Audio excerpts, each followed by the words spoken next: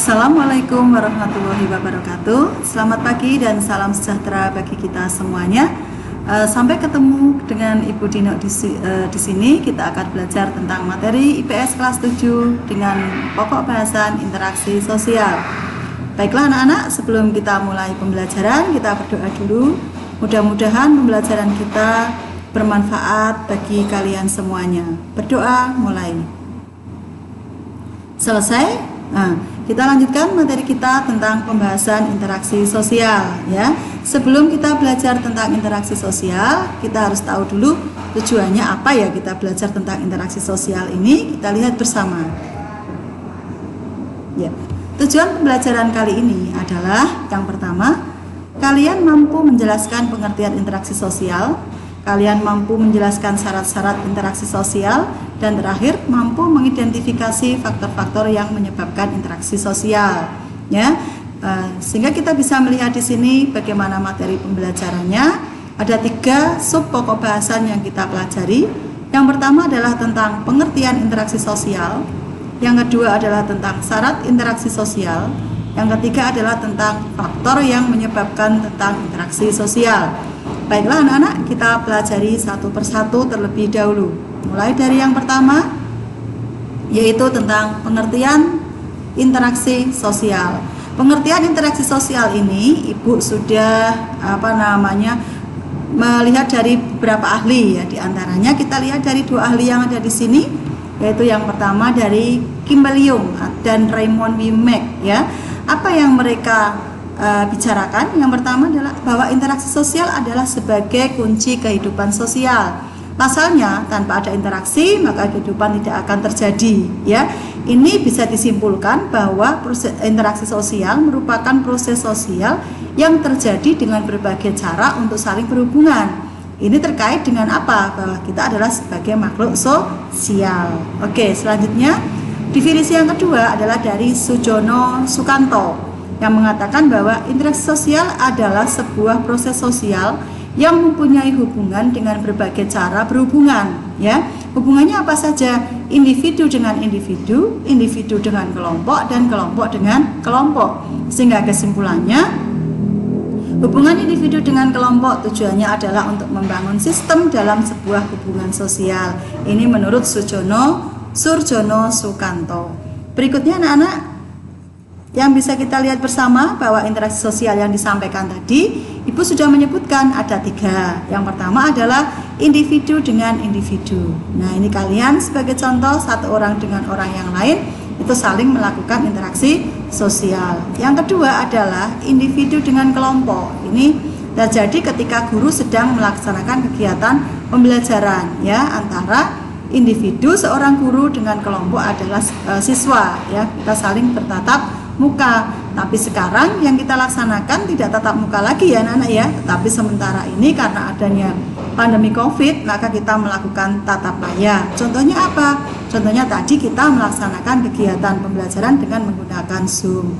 Yang ketiga adalah antara kelompok dengan kelompok. Ini ada 2 hal, yaitu ada 2 kubu yang saling melaksanakan kegiatan interaksi, misalnya dalam pertandingan sepak bola. Inilah anak-anak bagaimana interaksi sosial itu dapat terwujud, yaitu karena manusia tidak lepas dari hubungan dengan orang lain, atau bisa dinamakan bahwa manusia ini adalah makhluk zoonpolitikon, artinya makhluk yang tidak dapat hidup tanpa bantuan orang lain. Karena tidak dapat hidup dengan bantuan orang lain, maka manusia itu melakukan kegiatan interaksi sosial ya.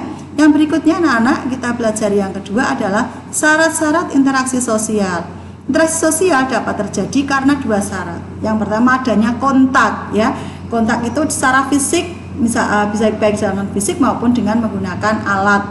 Nah, kontak sosial itu bertemunya 2 pihak atau lebih secara fisik, baik tanpa alat maupun dengan menggunakan alat.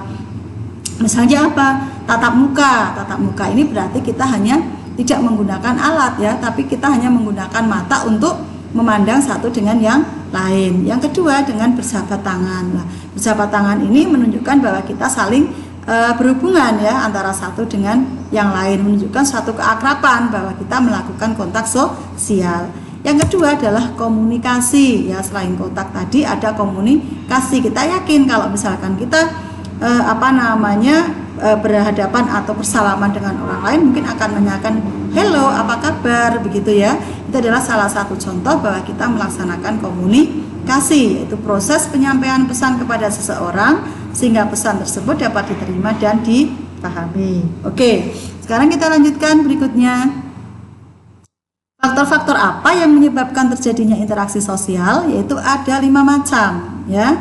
Yang pertama, bahwa interaksi sosial itu terjadi akan menimbulkan yang namanya imitasi. Nah, imitasi itu apa? Imitasi adalah proses meniru.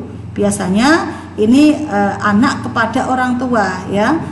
Ibunya misalnya gaya rambutnya panjang, maka anak akan meniru ikut-ikutan berambut panjang. Ibunya masak, maka anak akan ikut-ikutan masak, misalkan untuk yang perempuan. Yang kedua ada sugesti. Sugesti ini adalah satu kepercayaan di dalam hati ya. Artinya kita percaya ketika kita berobat misalkan ke dokter A, ternyata berobat itu sembuh, maka kita yakini bahwa kalau kita berobat ke dokter A itu akan menemukan kesembuhan. Yang ketiga identifikasi ya. Kalau identifikasi itu meniru persis ya, meniru persis dengan tokoh idola. Misalnya anak kecil itu suka dengan Frozen ya, misalnya film Frozen itu, maka dia akan meniru persis dengan Frozen, rambutnya minta dikepang ya seperti Frozen, kemudian pakaiannya minta baju Frozen, apapun yang terkait dengan Frozen itu dia pakai ya. Itu namanya adalah identifikasi. Nah, ini sudah meniru terhadap tokoh yang mereka idolakan. Barbie juga sama ya, bahkan banyak artis-artis yang meniru dengan gaya Barbie, hampir seperti Barbie, boneka Barbie itu ya. Kemudian simpati. Nah, ini simpati adalah ikut merasakan apa yang dirasakan oleh orang lain. Misalnya apa? Ada teman yang mengalami musibah, misalkan orang tuanya meninggal, maka kita mengucapkan ikut berduka cita atau ikut berbelasungkawa, atau mungkin kita mengucapkan kalau sebagai orang muslim inna lillahi wa inna ilaihi rajiun, itu menunjukkan bahwa kita bersimpati. Yang terakhir adalah empati. Empati ini tarafnya lebih tinggi dari simpati ya anak-anak ya. Kalau simpati itu hanya ikut merasakan saja, kalau empati itu seakan-akan kita yang mengalami musibah itu, sehingga kita betul-betul menjiwai betul terhadap apa terhadap apa yang orang lain itu terjadi pada orang lain tersebut. Misalnya apa? Ketika ada korban bencana alam, maka kita menyumbangkan sebagian uang saku yang kita miliki, menyumbangkan sebagian mungkin pakaian bekas yang kita miliki, kita sumbangkan ke teman-teman yang mengalami musibah. Ini namanya berarti kita sudah berempati. Ini adalah beberapa faktor yang mendorong atau menyebabkan adanya interaksi sosial. Kemudian yang terakhir anak-anak, nah pada kesimpulannya bisa kita lihat bersama di sini bahwa interaksi sosial itu mempunyai 4 ciri ya. Kalian bisa lihat di buku teks kalian, di situ ada. Yang pertama, interaksi itu tidak mungkin terjadi satu orang ya anak-anak ya.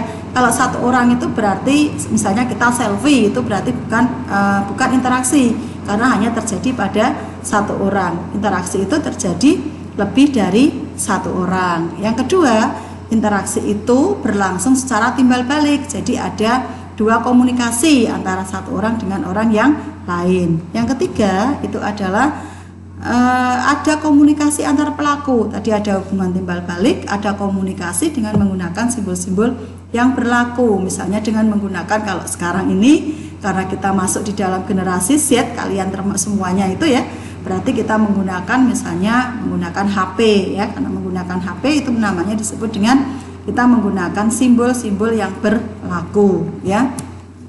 Yang keempat adalah adanya tujuan. Jadi orang melakukan kegiatan interaksi secara otomatis karena ada tujuan tertentu. Tujuannya apa? Misalkan kita belajar melaksanakan kegiatan belajar mengajar.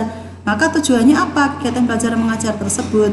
Ya otomatis untuk mendapatkan ilmu pengetahuan. Itu anak-anak tentang materi-materi pertama atau mengawali tentang kegiatan materi yang bab kedua tentang interaksi sosial. Jadi pada intinya kesimpulannya interaksi sosial itu adalah hubungan antara 2 orang atau lebih yang terjadi secara timbal balik dengan adanya kontak dan komunikasi untuk mencapai tujuan tertentu, di mana interaksi sosial itu terjadi baik individu dengan individu, individu dengan kelompok, dan kelompok dengan kelompok. Demikian materinya anak-anak, mudah-mudahan kalian paham dengan apa yang Ibu jelaskan. Sehingga sebelum Ibu akhiri, mungkin ada sedikit tugas untuk kalian. Tentunya kalian telah mempelajari dan memahami interaksi sosial ya. Nah, karena kalian memahami atau mempelajari materi tersebut, kalian akan merasakan adanya perubahan interaksi sosial yang terjadi selama pandemi COVID-19 ya. Hampir semuanya berubah 180 derajat. Ini kita mengakui semuanya. Dulu interaksi terjadi karena adanya pertemuan antara satu orang dengan orang yang lain. Sekarang kita tidak boleh bertemu ya.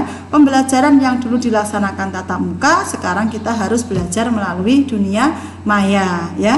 Nah, ini beberapa perubahan yang terjadi. Silahkan perubahan-perubahan itu kalian cover, kalian foto, kalian lihat ya. Kemudian karena semuanya saya yakin kalian punya kamera, difoto ya anak-anak ya, perubahan-perubahan yang ada di sekitar kalian itu atau terjadi interaksi yang terjadi di sekitar lingkungan kalian. Kemudian foto itu kalian unggah, dikirimkan ke Ibu melalui GCR ya.